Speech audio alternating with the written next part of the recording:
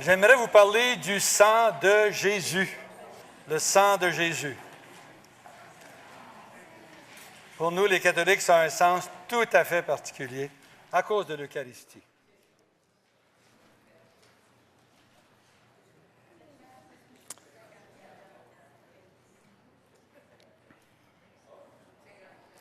Alors, la chair et le sang dans la Bible, ça veut dire l'être humain sans l'aide de Dieu. Comme par exemple, quand Jésus a dit à Simon-Pierre, « Ce n'est pas la chair et le sang qui t'ont révélé ça, mais mon Père qui est aux cieux. » Il voulait dire, ce n'est pas tes facultés psychiques, ton intelligence qui t'ont révélé que je suis le Messie, c'est mon Père qui te l'a inspiré.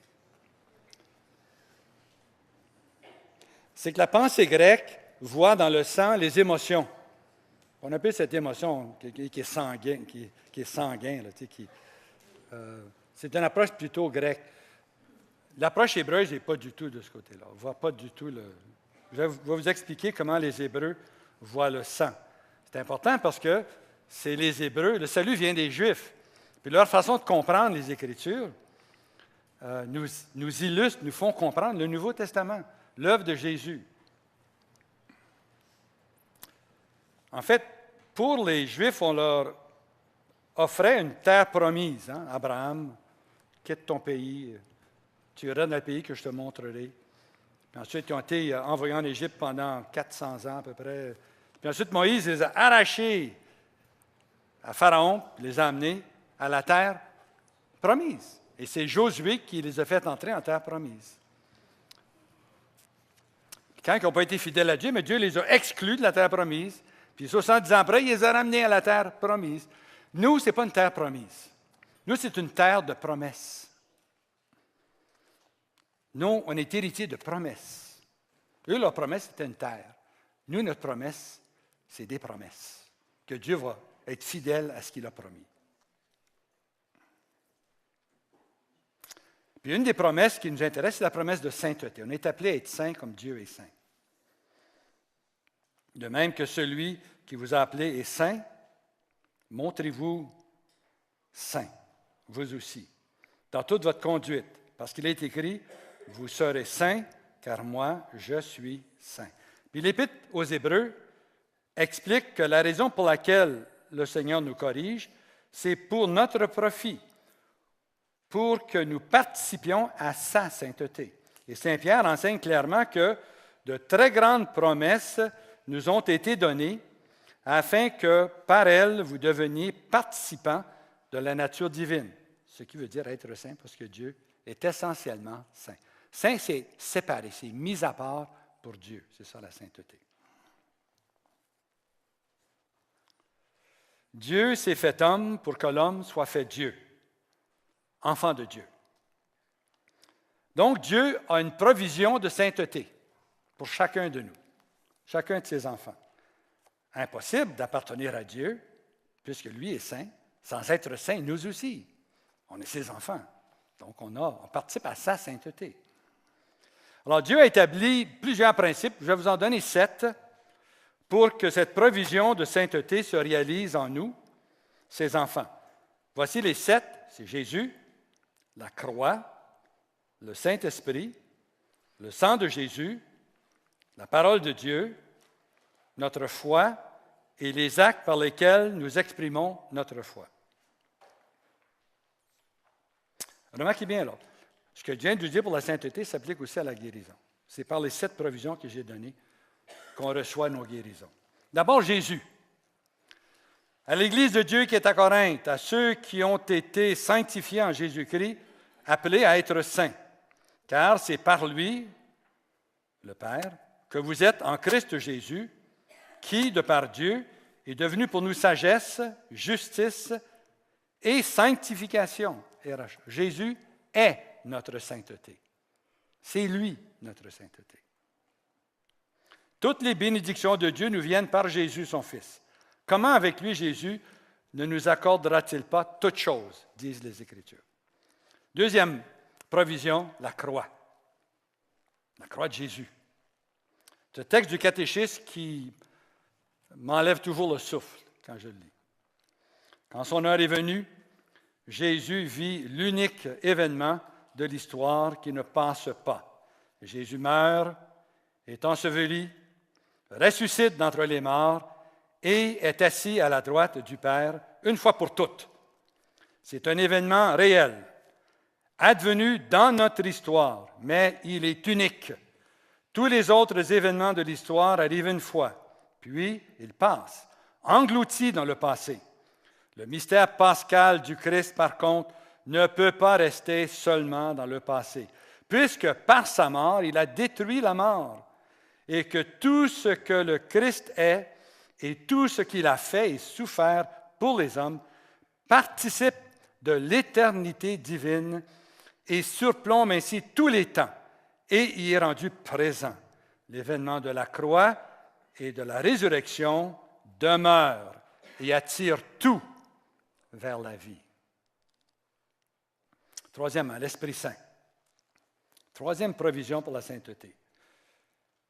Mais vous vous êtes lavés, mais vous vous êtes sanctifiés, mais vous avez été justifiés par le nom du Seigneur Jésus-Christ et par l'Esprit de Dieu. Les deux bras du Père, c'est Jésus et l'Esprit Saint. Et c'est ainsi qu'il nous sanctifie. Toutes les grâces dont la sainteté ont été méritées par Jésus sur la croix, et l'administrateur des grâces du Christ, c'est l'Esprit Saint. C'est pour ça qu'on dit que c'est l'Esprit Saint qui guérit, à cause des mérites de Jésus, par la grâce de Jésus, par accomplir la volonté du Père, mais c'est l'Esprit Saint qui le fait. Quatrième, le sang de Jésus, qui est notre sujet aujourd'hui. Le quatrième élément prévu par Dieu pour ma sanctification, c'est le sang de Jésus. Pierre aux élus, selon la prescience du Dieu Père, par sanctification de l'Esprit Saint, pour obéir à Christ Jésus et être aspergé de son sang. De toute éternité, Dieu me connaît et me choisit. Dans le temps, l'Esprit Saint commence à me sanctifier en me conduisant à l'obéissance à Jésus et à sa parole. Quand j'obéis à sa parole, l'Esprit Saint m'asperge du sang de Jésus. Le sang de Jésus n'est aspergé que sur ceux qui obéissent. Le sang de Jésus me sépare de mon passé de péché. En arrivant à la croix de Jésus, je traverse la ligne du sang de la croix.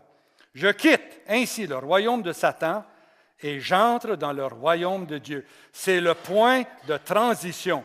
Je reconnais Jésus comme mon Sauveur et mon Seigneur. Je m'incline devant lui, puis je traverse la ligne de son sang en quittant l'empire des ténèbres pour entrer dans le territoire de Dieu. Si nous marchons dans la lumière, comme lui-même est dans la lumière, nous sommes en communion les uns avec les autres, et le sang de Jésus, son Fils, nous purifie de tout péché. Alors, si je marche dans la lumière, si j'obéis à la parole, ta parole est la lumière de mes pas, la lampe de ma route. Le sang de Jésus me purifie de mes péchés. Dès que je deviens désobéissant à sa parole, je perds le droit d'accès au sang de Jésus jusqu'à ce que je me repente. Cinquième élément pour la sainteté, la parole de Dieu. La parole de Dieu sanctifie et purifie. Sanctifie-les dans la vérité. Ta parole est vérité, dit Jésus. Pur, vous l'êtes déjà, vous, à cause de la parole que je vous ai dite, des paroles de Jésus. Sixième élément pour notre sainteté, la foi. Tout ce que Dieu a fourni, je dois me l'approprier par ma foi. Dieu vous a choisi dès le commencement en vue du salut par l'action sanctifiante de l'Esprit et la foi en la vérité. Finalement, les œuvres. La foi sans œuvre est morte. Ayant ces promesses, bien-aimés, purifions-nous donc de toute saleté de la chair et de l'esprit, achevant de nous sanctifier dans la crainte de Dieu. Travaillez à votre salut avec crainte et tremblement, car Dieu opère en vous le vouloir et le faire pour son bon plaisir. Alors, Dieu travaille en moi. Il m'en a rendu capable, puis je dois le faire. Si je ne fais pas ce que Dieu a travaillé en moi, Dieu ne continuera pas de travailler en moi. Je dois me purifier de toute saleté de la chair et de l'esprit, Toute saleté de la chair, ivrognerie, fornication, haine, jalousie, dispute, luxure, fureur, orgie, ripaille, toute saleté de l'esprit, sorcellerie, occultisme, spiritisme. Deuxièmement, Jésus répand son sang. Il fera jaillir 7 fois de ce sang. Jésus a répandu son sang plusieurs fois durant sa passion.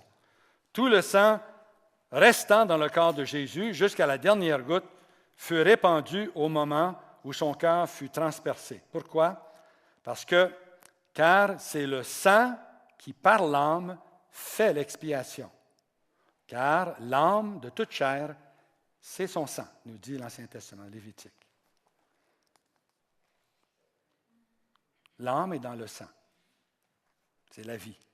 Quand la vie sort de toi, ton âme sort de toi. Quand ton sang sort de toi, ta vie est sortie de toi.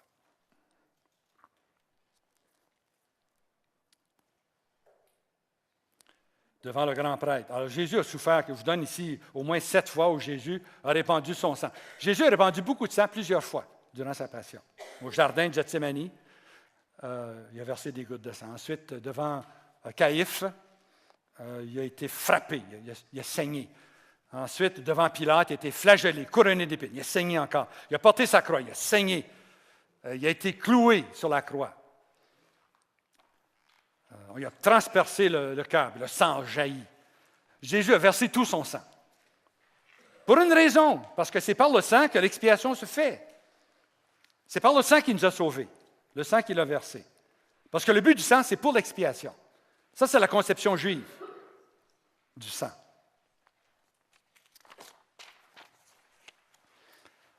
Sang, âme et vie dans la Bible. Examinons ce qu'on... Il faut comprendre ça pour comprendre le sang de Jésus et sa puissance transformante. Les Hébreux reconnaissent au sang un caractère sacré, car le sang, c'est la vie. Voici les textes. Car l'âme de la chair est dans le sang. Et moi, je vous l'ai donné pour l'autel afin de faire l'expiation pour vos personnes. Car c'est le sang qui, par l'âme, fait l'expiation. Car l'âme de toute chair, c'est son sang. Et j'ai dit aux fils d'Israël, vous ne mangerez le sang d'aucune chair, car l'âme de toute chair, c'est son sang. Quiconque en mange sera supprimé. On ne mange pas la vie d'un autre. C'est pour ça qu'on ne pouvait pas toucher le sang dans l'Ancien Testament. Le sang est sacré, car tout ce qui touche à la vie est en rapport étroit avec Dieu. Alors, voici des commandements qui concernent le sang. Tu ne tueras pas. Pas le droit de verser le sang de quelqu'un. On n'a pas le droit.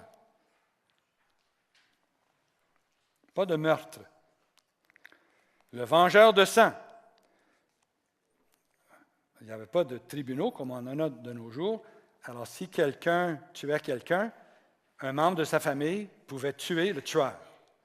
Maintenant, si la personne est morte dans un accident, et puis on blâme quelqu'un pour l'accident, eh bien, le vengeur de sang ne pouvait pas tuer la personne, parce que c'est un accident.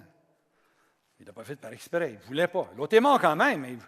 Donc, Dieu a établi des villes asiles, des villes où on pouvait aller se réfugier si on avait commis un crime comme ça. Puis dans cette ville-là, un vengeur de sang ne pouvait pas tuer la personne qui s'y était réfugiée. Ne pas manger le sang. Troisième interdit, ou troisième déclaration de l'Ancien Testament sur le sang. À Noé, le Seigneur a dit, « Seulement vous ne mangerez pas la chair avec son âme, le sang. » Par Moïse, le Seigneur dit aux Israélites, « Tiens ferme à ne pas manger le sang, car le sang, c'est l'âme, et tu ne dois pas manger l'âme avec la chair. » Jésus apporte le sens plénier de l'expiation par le sang, par sa mort sur la croix. Voici l'agneau de Dieu. Hein, c'était la parole de Jean-Baptiste. Voici l'agneau de Dieu. On tuait l'agneau pour avoir son sang, qu'on versait ensuite sur l'autel pour l'expiation des péchés, pour faire la Pâque. Vous vous en souvenez, Moïse, ça venait de Moïse en quittant l'Égypte. Moïse leur a dit, mais prenez un agneau, et puis prenez son sang, et puis mettez de son sang sur les battants de la porte et le linteau. Et puis quand l'ange exterminateur, l'ange qui vient tuer le premier-né de tous les Égyptiens, être humain ou animal, dès qu'il verra le sang, il n'ira pas là. Vous êtes protégés par le sang de l'agneau. Alors Jean-Baptiste dit, Jésus est l'agneau de Dieu. C'est par son sang qu'on va être protégé de tous les ennemis qui nous attaquent. Le sang de Jésus.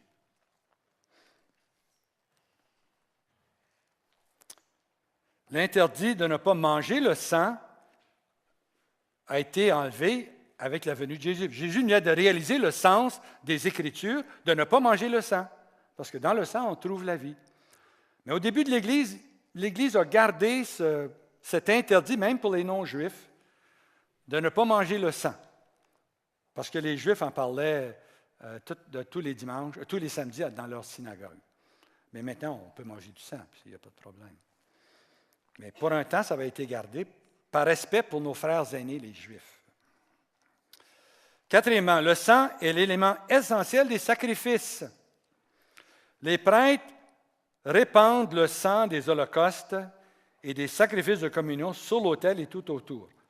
En quittant l'Égypte, les Israélites, regroupés en famille, ont mis le sang de l'agneau pascal sur le linteau et les montants de la porte de leur maison pour se protéger de l'ange exterminateur venu pour tuer les premiers-nés de l'Égypte. La 10e paix.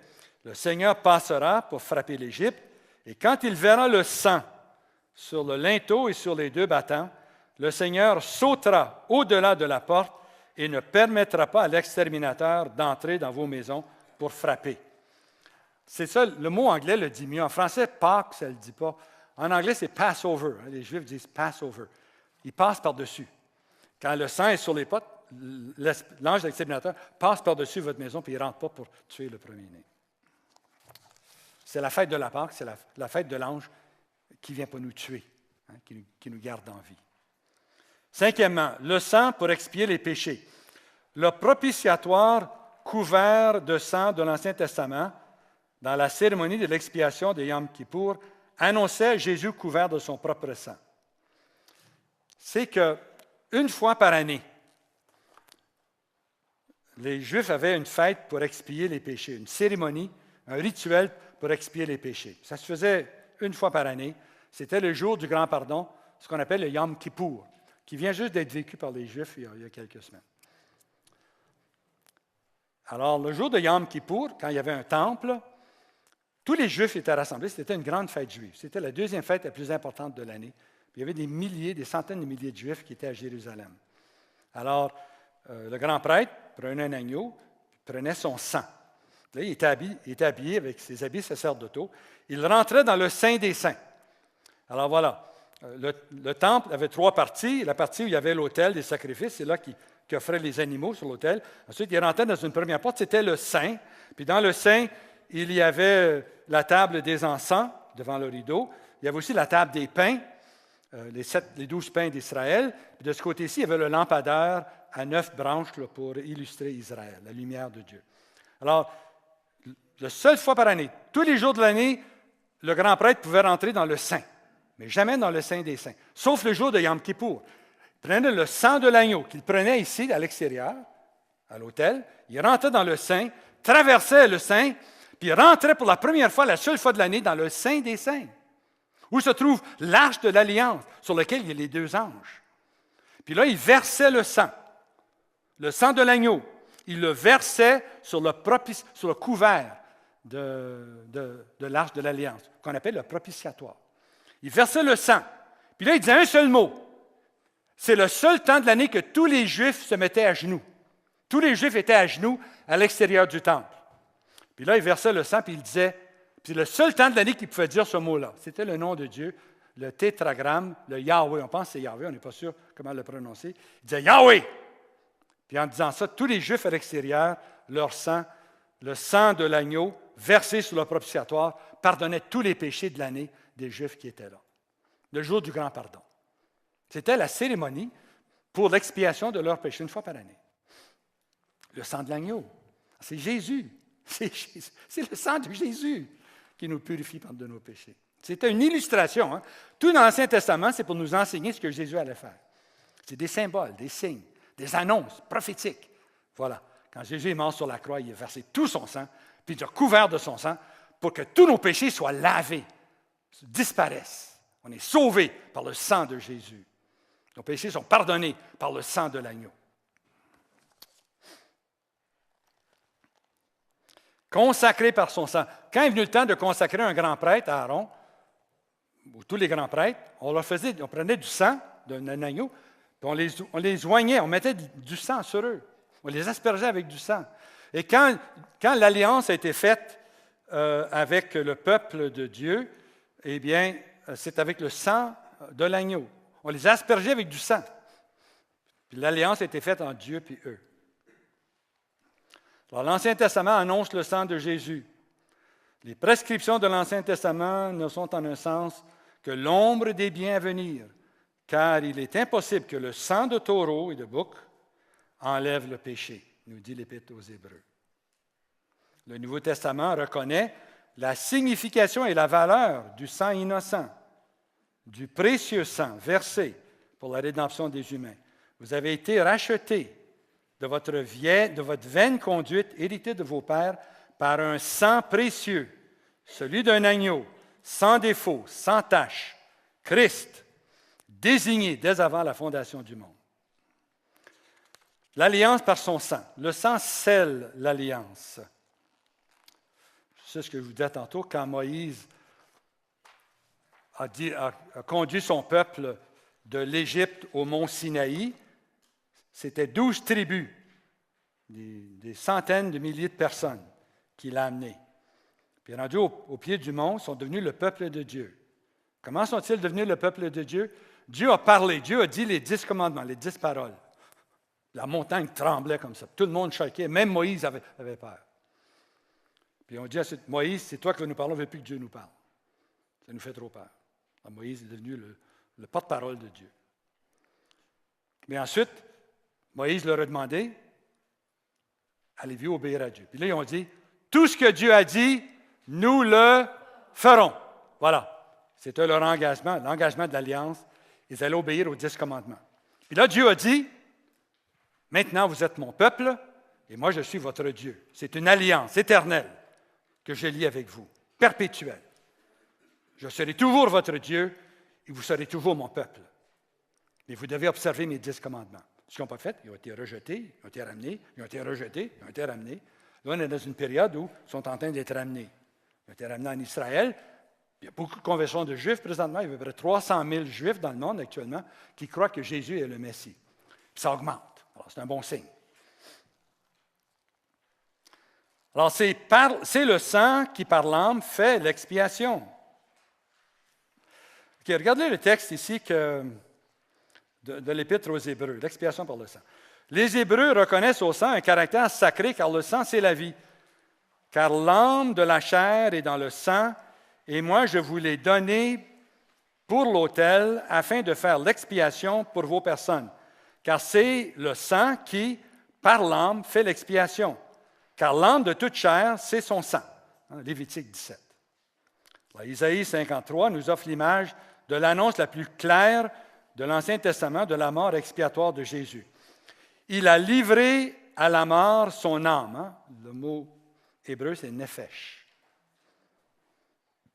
Et il a été compté parmi les scélérats parce qu'il a porté les péchés d'un grand nombre et qu'il a prié pour les transgresseurs. Mais comment Jésus a-t-il livré à la mort son âme? Comment Jésus a-t-il livré son âme? Le texte biblique dit il a livré à la mort son âme, son nephesh. Comment Jésus a-t-il livré à la mort son âme? Bien, par le sang qu'il a laissé. En laissant couler le sang, il laissait couler son âme. L'âme de Jésus est dans son sang. Quand vous communiez, la conclusion, c'est quand vous communiez au sang de Jésus, vous êtes en communion avec son âme. Pensez-y, là. C'est ça, communion au sang de Jésus. Être en communion à son âme. Je reviens à ça à tantôt, là, pour vous expliquer c'est quoi l'âme de Jésus.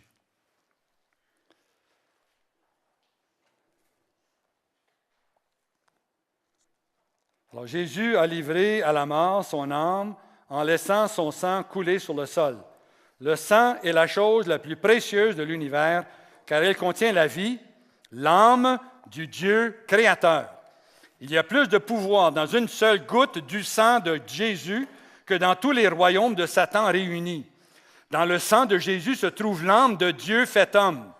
La vie de Dieu, le créateur de toutes choses. La vie de Dieu est plus grande, infiniment plus puissante que tout ce qui existe, et cette vie divine est relâchée uniquement à travers le sang de Jésus. C'est en répandant son sang que Jésus est devenu celui qui donne la vie. Parce que la vie, c'est son sang. C'est dans son sang. En buvant son sang, je reçois en moi l'âme de Jésus, la vie de Dieu. C'est ça l'âme de Jésus. Bon, le Père Verlaine, il a donné des conférences à Notre-Dame en 2001, je crois. Et puis, voici ce qu'il a dit au tout début de ses conférences. Il a fait la distinction de l'être humain, esprit, âme et corps. Et voici comment il explique esprit, âme et corps. C'est textuellement son texte. L'esprit humain. Alors, cet éveil se fait au plus profond de nous-mêmes, ce lieu source que sainte Thérèse d'Avila désigne comme la fine pointe de l'âme. La Bible parle du cœur. Vatican II a choisi le terme de conscience. Saint Paul parlait de l'esprit. Personnellement, je préfère parler de cœur, dit le Père Verlaine, pour désigner le plus profond de nous-mêmes, le lieu où nous nous tenons devant notre Dieu dans un face-à-face d'amour. L'esprit, ou la fine pointe de l'âme, vivait dans la lumière de la gloire divine jusqu'à ce que nous en soyons privés à cause du péché. Nous ne gardons plus que la nostalgie de ce bonheur et la soif de Dieu, source et fin de notre existence. Cependant, si nous ne voyons plus Dieu face à face, nous pouvons encore entendre sa voix au fond de notre cœur ou de notre conscience, qui sont les deux termes pour désigner cette dimension spirituelle de notre âme. C'est en suivant la voix de notre conscience que nous pouvons à nouveau orienter notre vie vers Dieu. La foi nous confirme que cette voix nous fait entendre le murmure de l'Esprit de Jésus, nous appelant vers le Père sous le chemin de l'Évangile. Ça, c'est l'esprit humain. Maintenant, l'âme, il explique l'âme. L'âme désigne l'ensemble des facultés psychiques, la volonté, l'intelligence, la mémoire, l'affectivité, l'imagination. Ce n'est pas un étage inférieur d'un bâtiment qui en comporterait trois. Je suis mon âme. Je veux dire par là que c'est la même personne qui se tient devant Dieu au niveau du cœur et qui réfléchit, veut, imagine au niveau de l'âme. Puis le corps, on sait ce que c'est, on peut le voir.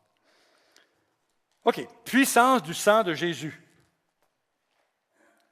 Son sang nous sépare du péché. Je vais voir avec vous 8 ou plus de caractéristiques, ce que le sang fait. Vous pouvez avoir tous ces effets-là en vous si vous les réclamez. Il n'y a rien d'automatique. Hein? Par la foi, vous les recevez. On reçoit ces effets-là par la foi. Tout ce que Dieu donne, on ne le reçoit que par la foi. Il n'y a pas de magie. Il faut croire, faire confiance, le déclarer, se l'approprier, puis c'est à nous. Jésus dit, « Je suis le pain vivant descendu du ciel. Qui mange ce pain vivra à jamais. Qui mange ma chair et boit mon sang a la vie éternelle. Il demeure en moi et moi en lui. » Alors son sang nous sépare du péché. Voyez-vous le petit texte, là, l'âme de Jésus désigne sa volonté, son intelligence, sa mémoire, son affectivité, son imagination. Voyez-vous ce texte-là?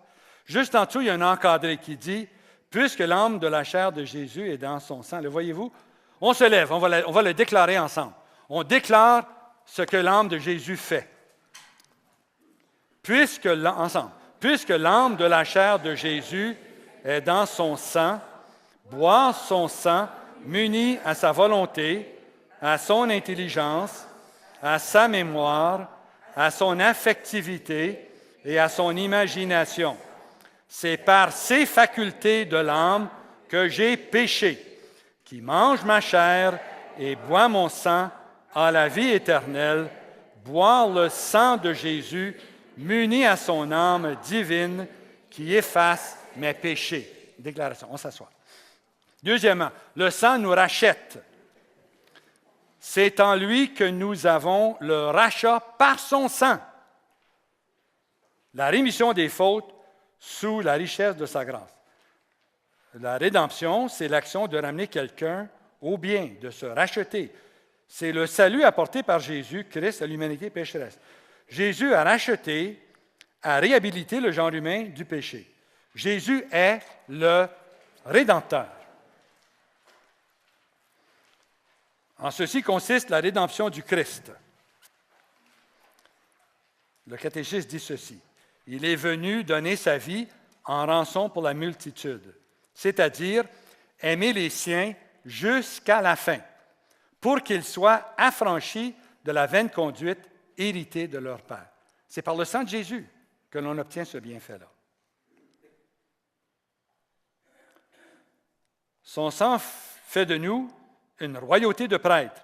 Tu es digne, comme le dit la prière à l'Apocalypse, tu es digne de prendre le livre et d'en ouvrir le sceau parce que tu as été égorgé et que tu as acheté pour Dieu par ton sang des hommes de toute tribu et langue et peuple et nation, et tu as fait d'eux pour notre Dieu un royaume et des prêtres, et ils régneront sur la terre. La déclaration de victoire de l'Apocalypse. Par le sang de Jésus.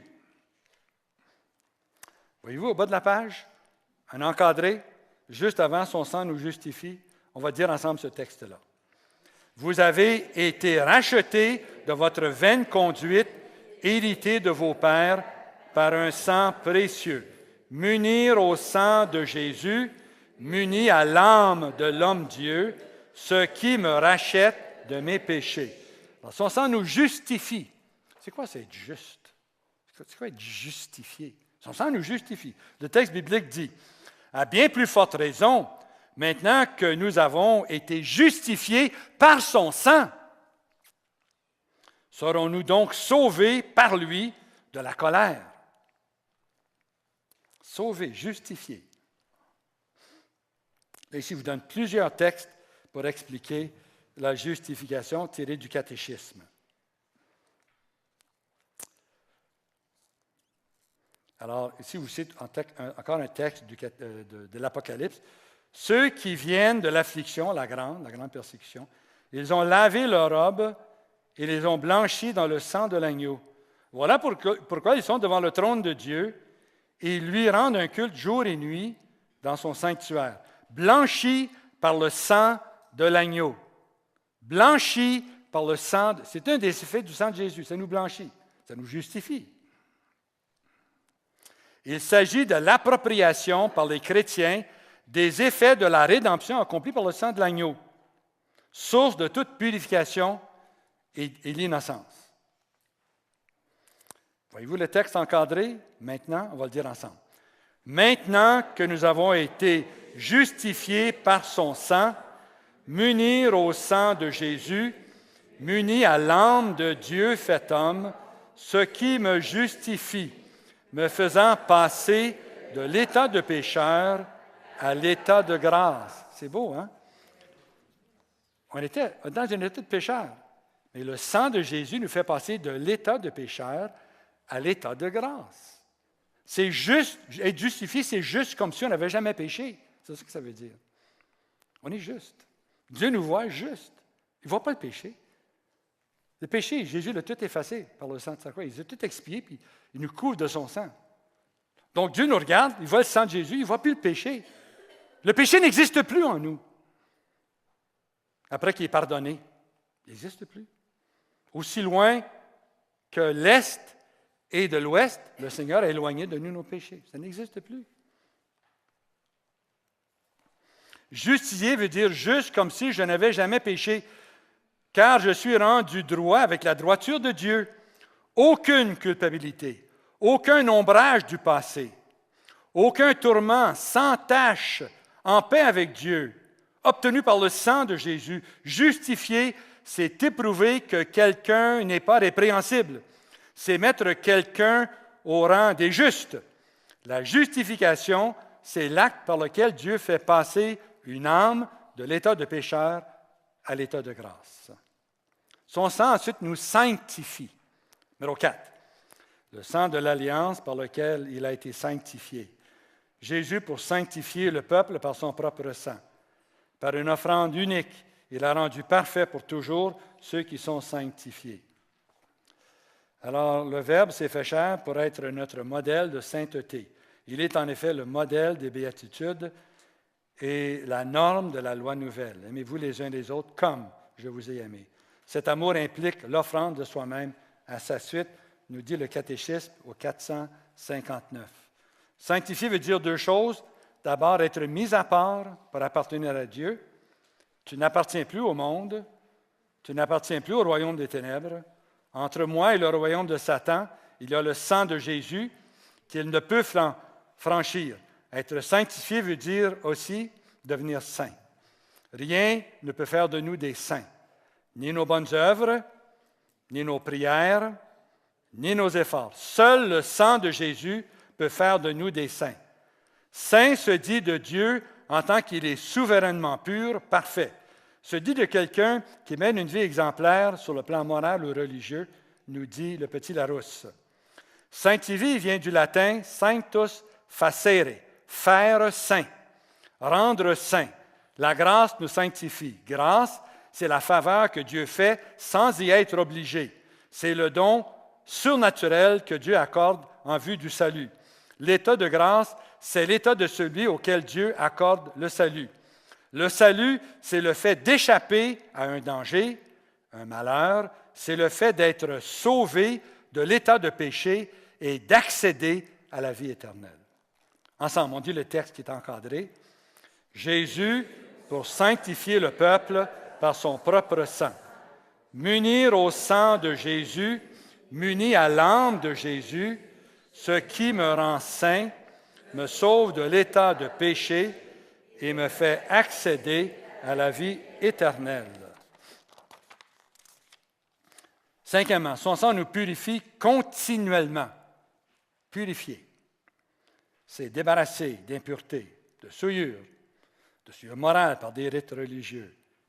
Est pur, ce qui est sans mélange, sans corruption, sans défaut moral.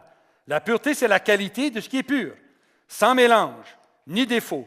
Souillure, c'est ce qui souille, qui salit, qui couvre de boue, d'ordure, qui déshonore, qui avilit, la souillure du péché. L'impureté, c'est l'état de ce qui est impur, qui est altéré par la présence d'éléments étrangers.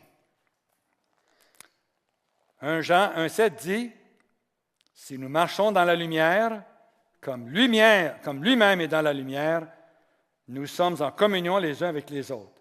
Et le sang de Jésus, son Fils, nous purifie de tout péché. » Le grec dit, « Si nous marchons continuellement dans la lumière, nous sommes continuellement en communion les uns avec les autres, et le sang de Jésus, son Fils, nous purifie continuellement. » C'est un présent continuel de tout péché. Dans un monde perpétuellement sale et souillant, le sang de Jésus nous garde continuellement purs, mais le sang ne nous purifie que dans la lumière. Si nous sortons de la lumière, le sang ne nous purifie pas. Marcher dans la lumière, c'est marcher dans l'obéissance à la parole de Dieu et dans la communion les uns des autres. C'est donc dangereux de me séparer des frères chrétiens, car alors je ne suis plus dans la lumière et si je ne suis plus dans la lumière, je ne suis plus en train d'être purifié par le sang de Jésus. Ensemble, on dit l'encadrer. Le sang de Jésus me nettoie complètement, ne laisse rien de sale, il n'y a plus aucune culpabilité, rien de quoi avoir honte à cause du sang. Le sang de Jésus, son Fils, nous purifie continuellement de tout péché. Mon union à l'âme, c'est-à-dire au sang de Jésus, me purifie continuellement de tout péché. Sixièmement, son sang donne accès à la présence immédiate de Dieu. Ayant donc, frères, l'assurance d'une voie d'accès au sanctuaire par le sang de Jésus. Le grand prêtre rentrait dans le sanctuaire avec du sang, mais nous, on rentre dans le ciel, dans la présence du Père, avec le sang de Jésus. On est couvert de son sang. cette voie qu'il a inaugurée pour nous, récente et vivante, à travers le rideau, c'est-à-dire sa chair. Aussi, ainsi qu'un prêtre éminent à la tête de la maison de Dieu. Avançons avec un cœur sincère, dans une plénitude de foi. Vous voyez l'importance de la foi. Le cœur nettoyé de toute mauvaise conscience et le corps lavé d'une eau pure. Gardons inflexible notre profession d'espérance, car il est fidèle, celui qui a promis. Ensemble, on dit l'encadrer. J'ai accès constamment et continuellement à la présence immédiate de Dieu par le sang de Jésus. Quel privilège! Accès direct à sa sainteté, sa puissance, sa gloire que le sang de Jésus nous a procuré. Le sang de Jésus, c'est l'âme de Jésus. M'unir à son sang, c'est m'unir à son âme. C'est ce qui me donne l'assurance d'une voie d'accès au sanctuaire de Dieu. Septièmement, son sang fait entrer dans son troupeau. Par son sang, Jésus est devenu mon grand berger. Je suis sa brebis, comme nous dit le texte. Son sang guérit. C'est le sang de Jésus qui apporte la guérison. Ensemble, on le dit. Puisque l'âme de la chair de Jésus est dans son sang, boire son sang muni à sa volonté, à son intelligence, à sa mémoire, à son affectivité et à son imagination. Voilà ce qui me guérira de toute maladie. Puis neuvièmement, son sang intercède en notre faveur. Le sang de Jésus au ciel intercède pour vous et pour moi continuellement. On n'est pas condamnable parce que le sang de Jésus plaide en notre faveur.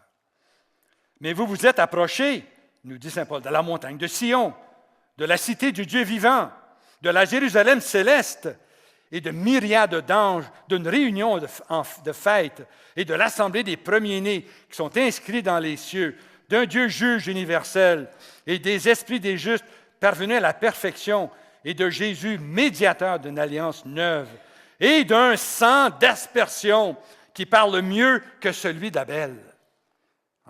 La puissance du sang de Jésus. Vous vous êtes approchés. Ensemble, on dit le texte. Jésus versa son sang volontairement et il aspergea au ciel. Son sang appelle non pas la vengeance, mais la miséricorde. Et même quand je suis silencieux, que je me sens condamné, que je ne sais pas comment prier, que je me sens loin de Dieu, le sang de Jésus, c'est-à-dire son âme divine, parle en ma faveur en présence de Dieu. Il dit miséricorde. C'est ça que Jésus dit devant le Père maintenant, actuellement. Puis il le dit constamment, miséricorde, miséricorde, parce qu'on est couvert par son sang. Son corps et son sang donnent la vie de Dieu. Le Seigneur nous adresse une invitation pressante à le recevoir dans le sacrement de l'Eucharistie. En vérité, je vous le dis, si vous ne mangez la chair du Fils de l'homme et ne buvez son sang, vous n'aurez pas la vie en vous. Ensemble, on dit l'encadrer. La seule source de vie, c'est le corps et le sang de Jésus. La vie qui est dans le sang de Jésus est la vie de Dieu. C'est une vie divine. C'est une vie éternelle. C'est une vie toute puissante. C'est une vie qui existait avant la création de l'univers. C'est une vie qui existera toujours. Je crois que je vivrai aussi longtemps que Dieu, car j'ai la vie de Dieu en moi. Et cette vie me vient du sang de Jésus, c'est-à-dire du contact avec l'âme de Jésus. Jésus est Dieu. Je suis divinisé au contact de son sang, son âme.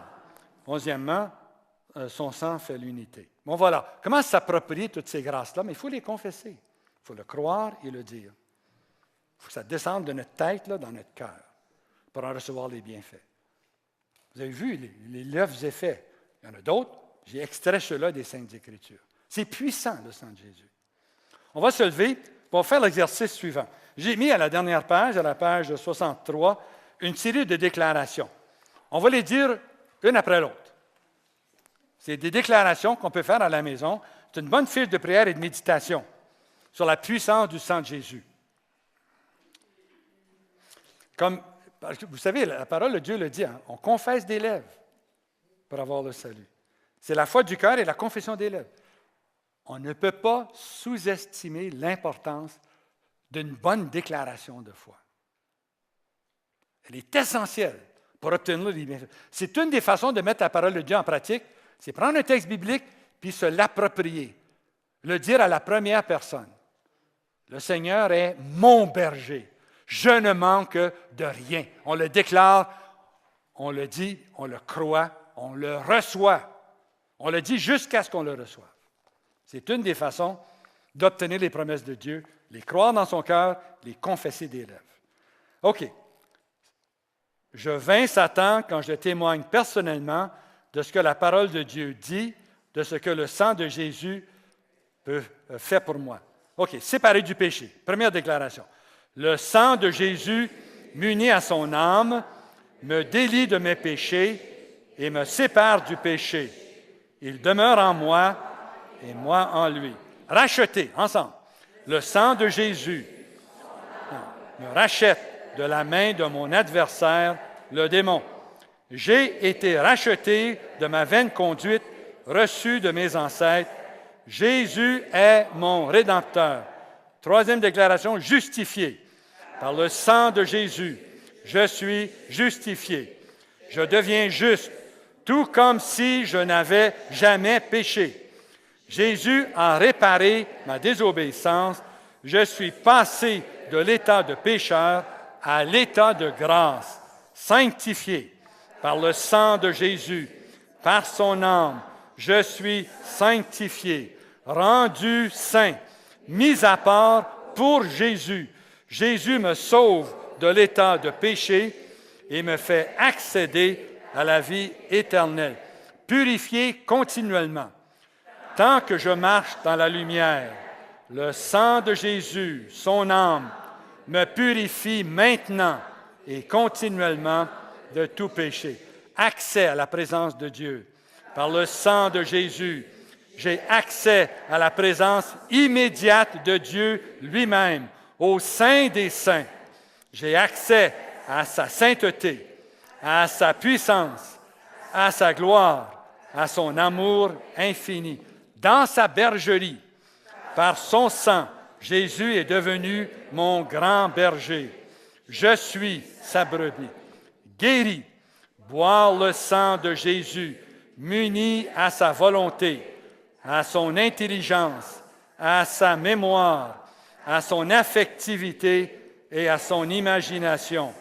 Voilà ce qui me guérira de toute maladie.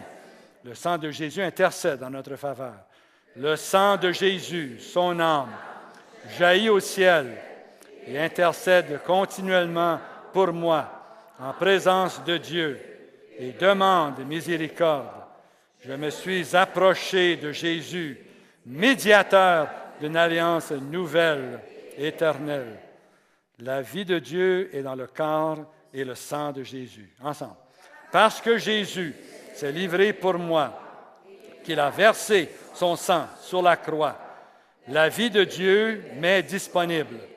La vie éternelle, la vie divine, la vie invincible, la vie glorieuse, tout ça m'appartient à travers le sang de Jésus, à travers son âme.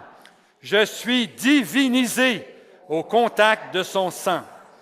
Je vivrai aussi longtemps que Dieu, car j'ai la vie de Dieu en moi. Amen. Amen. Amen. Le catéchisme nous dit, pour conclure, c'est la miséricorde que je désire et non le sacrifice. Le seul sacrifice parfait est celui que le Christ a offert sur la croix, en totale offrande à l'amour du Père et pour notre salut. En nous unissant à son sacrifice, nous pouvons faire de notre vie un sacrifice à Dieu.